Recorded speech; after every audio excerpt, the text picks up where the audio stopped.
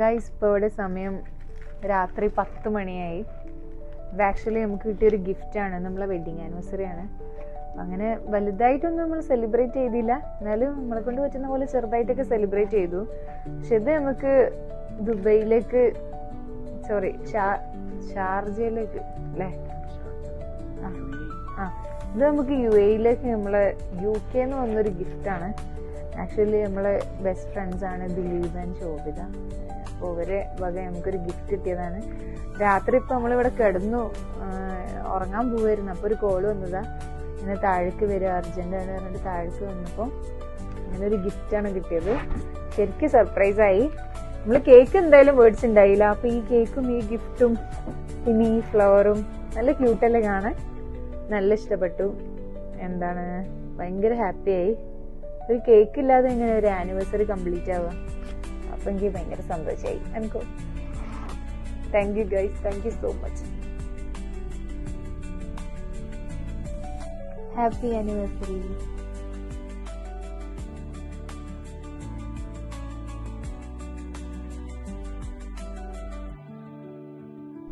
Guys thank you so much. നമ്മൾ കഴിക്കണം.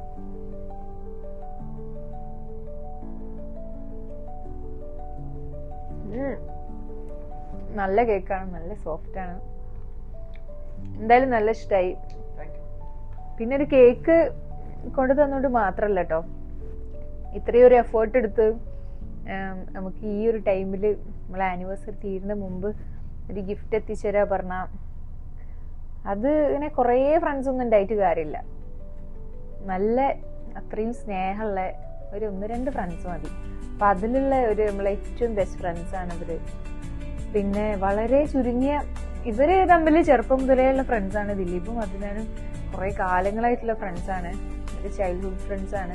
ഞാൻ പക്ഷേ ശോഭിതനെ കണ്ടിട്ട് ഒരു കഴിഞ്ഞ മാസമാണ് നമ്മൾ നേരിട്ട് കാണുന്നതും പരിചയപ്പെടുന്നതൊക്കെ.